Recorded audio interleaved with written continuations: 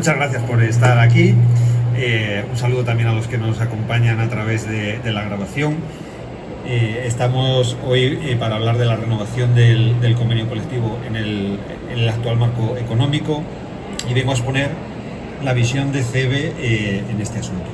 Yo no soy economista. Si hay algún economista en la sala, ruego indulgencia, porque bueno, es posible que algunas de mis expresiones no se correspondan con la ciencia económica convencional.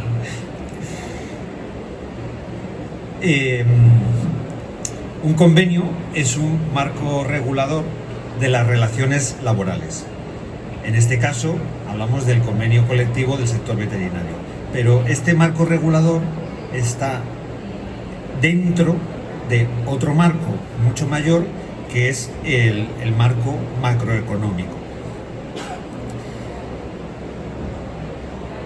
Y la situación que tenemos ahora mismo es una situación que no vivíamos desde principios de los años 80 del siglo pasado, es decir, hace casi 4 décadas.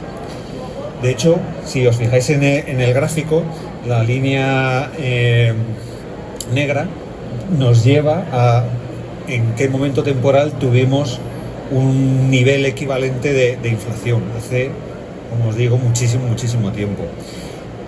La crisis del 2007, que aparece ahí reflejada, sí que tuvo un pequeño pico inflacionario, pero no causó demasiados problemas en este sentido. Es decir, que lo que estamos viviendo ahora pues es una novedad para muchos. Yo sí recuerdo cuando era pequeño la inflación desbocada. De hecho, si os fijáis, el pico mayor está en el año 1977. Yo, bueno, ya tenía algún añito, no muchos, pero alguno tenía, y sí que recuerdo aquella época. Y bueno, veis que después de ese pico hay una caída, y luego hablaremos de esa caída. ¿Qué es la inflación? Bueno, la inflación, ahí tenéis la definición, es el aumento generalizado y sostenido de los precios. Y aquí hablamos de precios, en este caso, más que de los bienes, de los servicios veterinarios, que es lo que nosotros ofrecemos, durante un periodo de tiempo determinado. Cuando la inflación es reducida, la prosperidad de las empresas facilita que parte de los beneficios que obtienen reviertan a los trabajadores. Pero en los periodos de inflación elevada, las cosas no son tan sencillas, porque aunque los beneficios no sean demasiados, si la inflación es poca, más o menos los costes de producción de esos servicios se mantienen, y entonces puedes destinar una parte pues a hacer esta redistribución de la riqueza, que en realidad nos interesa a todos, tanto a empresas como a trabajadores. Pero claro, cuando esos costes se disparan muchísimo, los beneficios sufren y ya no es tan fácil hacer según qué cosas. Bueno, esta es la única fórmula de toda la exposición, muy sencilla. El beneficio es igual al precio por el cual, o el precio que cobramos por un servicio, menos lo que nos ha costado ese servicio. Cuando hablamos de inflación, estamos hablando de precios.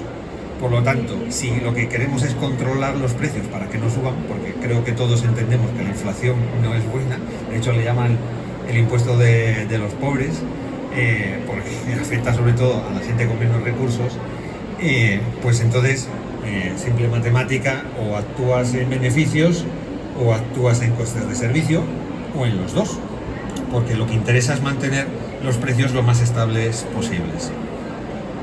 Entonces, ¿cómo ayudamos a controlar la inflación? Por un lado tenemos la vía de los beneficios, reducción de los beneficios.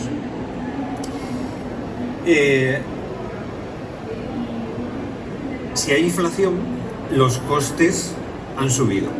Y si lo que queremos es no aumentar el precio de los servicios, esto al final lo que hacemos es producir una reducción de los beneficios y por tanto de la viabilidad de la empresa. Porque los beneficios lo que garantizan es la viabilidad de la empresa. Una empresa que entra en pérdidas es una empresa que al final muere. Claro, reducción de los beneficios se puede hacer, se podría hacer en una economía de escala, porque tienes tantas interacciones tienes tantos servicios que prestas que dices, bueno, he reducido un poco lo que ganaba, pero claro, como el número es tan grande, lo que ocurre es que, bueno, más o menos me compensa, me permite sobrevivir. Pero bueno, el sector veterinario, todos sabéis que no es ni de lejos el mejor ejemplo de economía de escala que existe.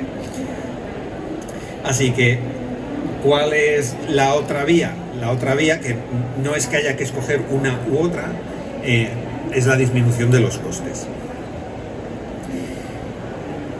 Uno de los costes son las cargas impositivas, son los impuestos y los gravámenes. Si reducimos los impuestos que gravan un servicio, este servicio puede no repercutir en un aumento de precio el aumento de otros costes. Esto, por ejemplo, lo hemos visto muy recientemente con el caso de los alimentos, que se ha eliminado o se ha reducido el IVA de los alimentos con esta intención. Bueno, se están disparando los precios de los alimentos y el gobierno decide, bueno, pues vamos a dejar de aplicar el tipo de IVA que teníamos y vamos a aplicar otro tipo de IVA más reducido o exento. Y entonces, en este caso, intentamos controlar los precios, es decir, intentamos combatir la inflación. Mucho me temo que no es algo que se vaya a producir en los servicios veterinarios. No podemos esperar que las cargas impositivas se nos vayan a reducir o quitar, aunque sabéis que tenemos la reivindicación que nunca abandonaremos del retorno del IVA al tipo reducido o incluso súper reducido, con lo cual lo que nos queda es la reducción de los costes de producción de los servicios. Y en este caso, pues podemos hablar de dos costes. Uno son los costes de provisión. De nuestros proveedores, podemos renegociar con nuestros proveedores con la intención de que, bueno, si aquellos materiales que nosotros utilizamos se reduce el precio o se controla el precio, nosotros también esto podemos derivarlo al precio de nuestros servicios. Pero esto me temo que es muy limitado. Entre otras cosas porque a ellos también les afecta la inflación. Las materias primas, la electricidad, la energía, esto les afecta. Y además la cuantía de esta partida no es demasiado elevada en los centros sanitarios veterinarios. No es que aquellos materiales que nosotros utilizamos para hacer nuestros servicios sean la parte principal. Va más por el trabajo, en este caso los costes laborales, que de forma típica en los centros sanitarios veterinarios pues pueden suponer un 40 o un 50% de los costes totales, por lo cual esta sí es una partida realmente significativa, y es aquí donde nosotros quizá podemos actuar un poco más. Vamos a ver algún dato, ¿vale? Estos son datos referidos al año 2022 y es la evolución de los precios en los productos para animales de compañía. Como veis, es subida constante. Aquí no hay que si sube, que si baja, lo de los dientes de sierra y todas estas cosas. No, aquí venga, todo para arriba. ¿Por qué pasa esto? Bueno, ellos, evidentemente, cuando lo que producen son productos, necesitan materias primas, como he dicho antes, carburante, energía. Esto ha subido muchísimo de precio y esto se acaba trasladando al precio de venta.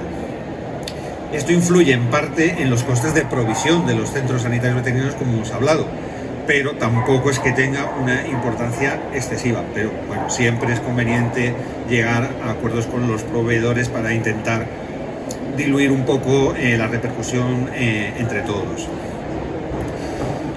Y esta sí que es la gráfica que más nos interesa a nosotros.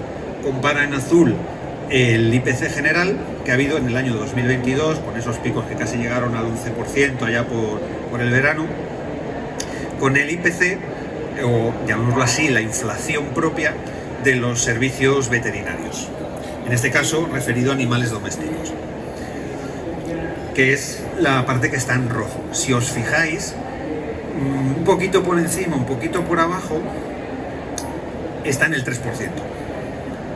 Es decir, nosotros no hemos repercutido en el precio de los servicios.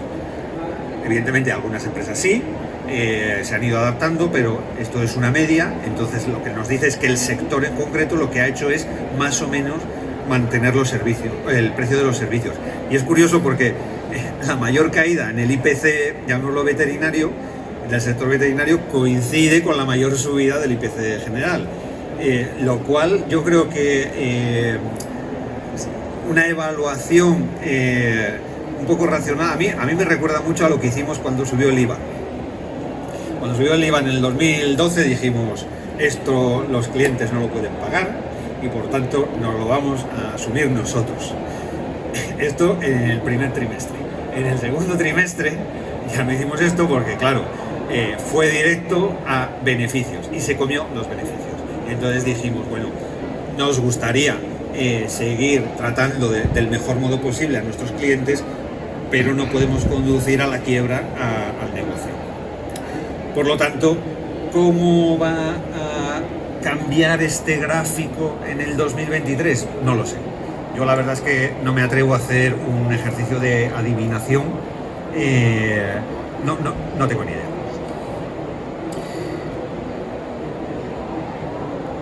Así que volvemos.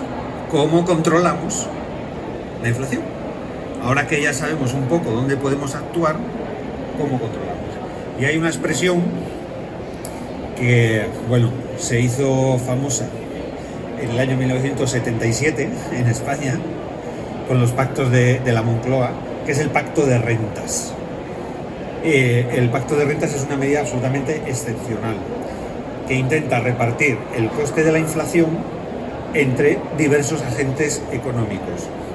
Es decir, tiene que implicar, por un lado, al Estado, porque esto, bueno, bien hecho, implica al Estado, a los sindicatos y a las patronales, pues como es la nuestra. Os dije antes que ahí teníamos un pico en el año 77 y luego caía. ¿Por qué cayó allí? Porque se hizo un pacto de rentas. Se dijo, no, bueno, es que, si os fijáis, si aquello se hubiese disparado, es que estábamos en el 30% prácticamente.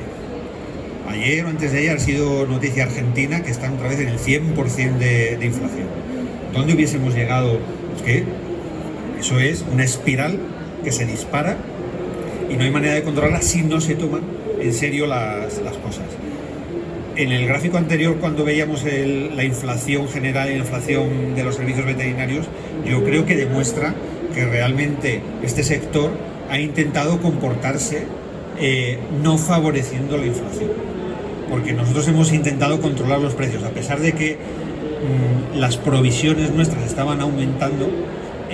Nosotros hemos conseguido mantener, bueno, no sé si conseguido, por lo menos hemos mantenido los precios, el que sea bueno o malo, esto el tiempo lo dirá. Entonces, el pacto de rentas. ¿Qué pretende un pacto de rentas? Lo que pretende es, en primer lugar, evitar que la situación acabe desencadenando esa espiral inflacionista que habíamos visto antes. Eso hay que cortarlo. Por otro lado, intenta proteger el poder adquisitivo de la población, aliviando los efectos de la subida de los precios, pues, en la cartera de cada uno. Y después intenta conseguir una cierta estabilidad de precio a pesar del entorno inflacionista en el cual se está. ¿Y cómo se hace? Pues, como decía la definición, ¿no? Repartiendo el coste de la inflación entre los diferentes agentes económicos, como son los trabajadores y los empresarios, o las empresas. Y cuando hablamos de trabajadores y empresas, lo que viene es el convenio colectivo. El convenio colectivo sí es una herramienta que nos puede ayudar a lograr algo de esto, ¿no? Porque el convenio colectivo, o un convenio colectivo, es la plasmación del diálogo social entre empresas y trabajadores. Y en este caso, pues es el diálogo social del sector veterinario. Otros poquitos de números. En esta gráfica se evalúan. Bueno, esta gráfica sirvió un poco o la utilizamos en la labor de preparación dentro de CEBE para la negociación de este segundo convenio en la cual estamos en curso todavía.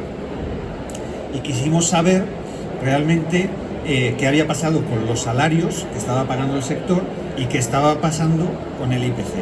Y entonces, bueno, evidentemente no nos fuimos a la época de Mari Castaña, sino que decidimos tomar un periodo que nos pareció bastante razonable, que eran 5 años. Decimos, bueno, no puedes coger un año, porque un año puede no ser significativo, un poquito más extenso, y dijimos, bueno, 5 años. Entonces, por eso, el primer año es el 17, porque, bueno, nosotros empezamos a negociar el convenio a finales del año pasado, el 22, y entonces, bueno, los datos que teníamos oficiales solo llegaban hasta el año 20. Entonces, bueno, 17, 18, 19, 20 con relación al año 16. Entonces, por ejemplo, en el 2017 lo que vemos, el IPC aumenta un 1,1, el IPC general. ¿Cuánto subieron los salarios? Un 3,89, es decir, un poco más de lo que había subido el IPC, o bastante más, porque nos estamos yendo a casi 4 veces más, pero bueno, en unos rangos tampoco excesivamente elevados. Pero si nos vamos ya a partir del 2018, en el cual pues el IPC sube un 1,2, la subida salarial acumulada llega hasta el 11%. Tienes un 7% de subida, es una subida muchísimo mayor. Lo mismo ocurre en el 2019 o incluso en el 2020, que hay un diferencial tremendo. Es decir, ¿qué ha hecho el sector? El sector lo que ha hecho es que le ha ido, vamos a decir, razonablemente bien, y ha hecho esa redistribución de la riqueza. Es decir, no solo ha sido, bueno, estos son beneficios para el empresario, que yo soy el que invierte, yo soy el que arriesga, sino que también ha dicho, bueno, voy a tratar mejor, o mejor dicho, voy a remunerar de una forma más elevada a mis trabajadores. También esto coincide con la entrada de los grupos de inversión que empiezan a adquirir centros sanitarios veterinarios y intentan atraer la mejor potencial humano que pueden, y entonces esto, o retenerlo, y entonces esto supone que necesariamente los salarios también hayan subido. Y ya nos encontramos con el año 2021 y el 2022, que son los que ya estamos en un periodo inflacionario. ¿Cuánto han subido los salarios realmente? Yo ese dato oficial no lo tengo y por eso no lo he puesto en la gráfica. Creo que ahora a las 6:30 en AMBAC presenta un informe y creo que ellos tienen algún dato. Yo lo que he reflejado en la gráfica es una subida de un 2% anual, porque es lo que decía el convenio. Es decir, el convenio te obliga a una subida de un 2%, luego al menos, por eso están en rojo, al menos un 2% se ha subido.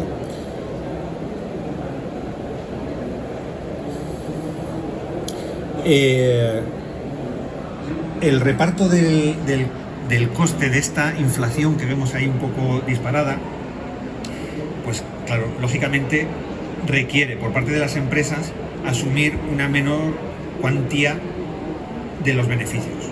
Por lo tanto, vemos que ese diferencial que existía se va reduciendo. Por parte de los proveedores, lo que he dicho antes, también son empresas, entonces van a hacer también un poco lo mismo.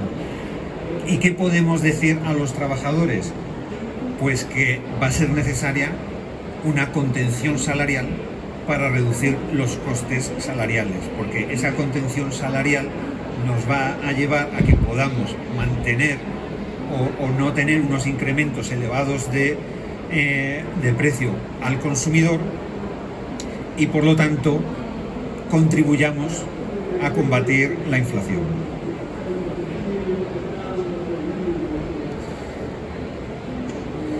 Bueno, os he dicho antes que nosotros con el convenio es un marco dentro de otro marco, es decir, tenemos que actuar sectorialmente, pero actuamos dentro de un marco económico general. Y los esfuerzos necesariamente tienen que estar repartidos.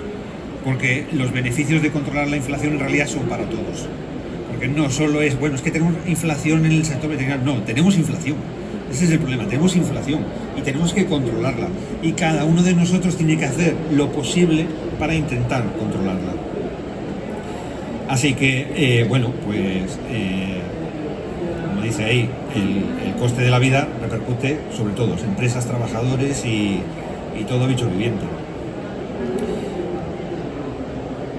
Debemos buscar salir de esta situación y no conformarnos con reaccionar a sus efectos. Es decir, tenemos que ser proactivos y no reactivos, porque si no siempre nos va a pillar el toro. Es decir, ¿vamos a reaccionar a lo que ocurre? No, vamos a intentar hacer algo para que determinado tipo de cosas no pasen.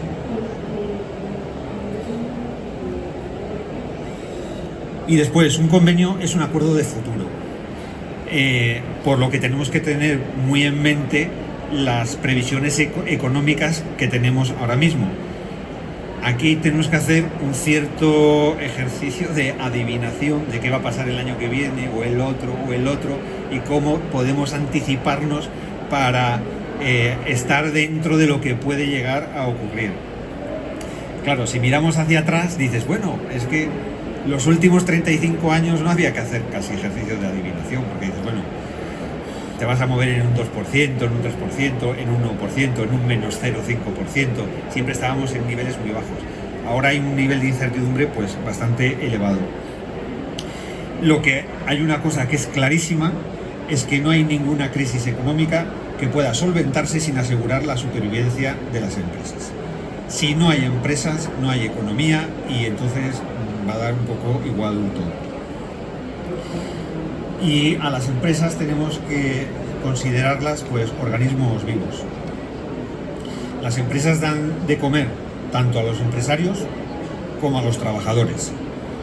Y entonces tenemos que cuidar la salud de las empresas.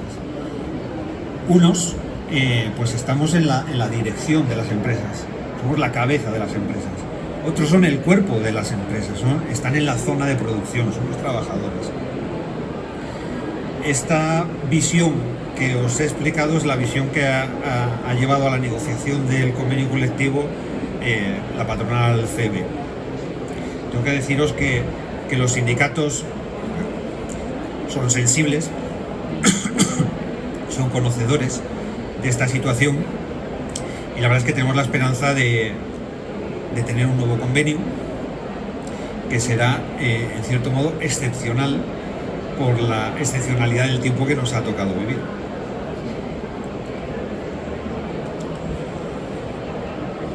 Sabéis que desde el primer convenio CEBE ha visto pues el propio convenio como un factor que pueda ayudar, contribuir a la progresión del sector. Y esto lo hicimos, como os digo, ya en el primer convenio y no es diferente en este segundo convenio. Entre todos tenemos que encontrar la mejor solución posible que garantice una evolución óptima del sector veterinario. Y con esto termino y si alguno tiene alguna pregunta que hacer o alguna aclaración, pues quedo a vuestra disposición.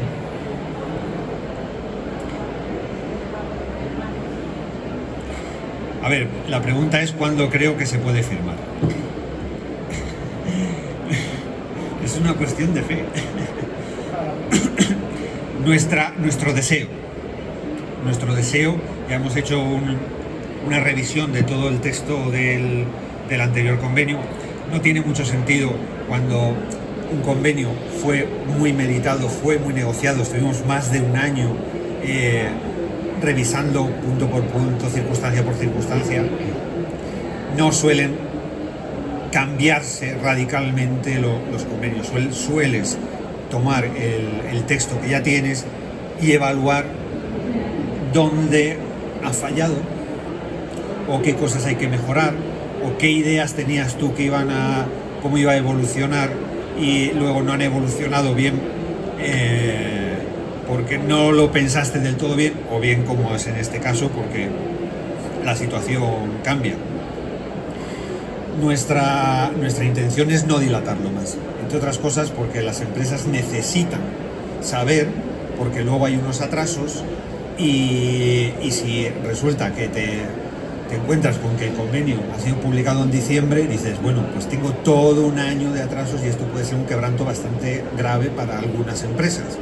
Con lo cual, nuestra idea es que, a ser posible, a finales de este mes, principios del mes que viene, lleguemos a un acuerdo. No tiene ningún sentido dilatarlo hasta el infinito. Una vez que se alcanza un acuerdo, se tiene que mandar al Ministerio de Trabajo, hacen la evaluación para ver que está todo conforme a la ley, y cuando el Ministerio de Trabajo da el visto bueno a que no se incumple ninguna otra normativa, entonces se manda a la publicación en el BOE, que suele tardar unos 2 meses desde que esto ocurre. Con lo cual, si tenemos suerte, yo creo que para mediados de año podría ser una fecha en la que ya estuviese publicado y dices, bueno, ya tenemos el nuevo convenio para un poquito de tiempo.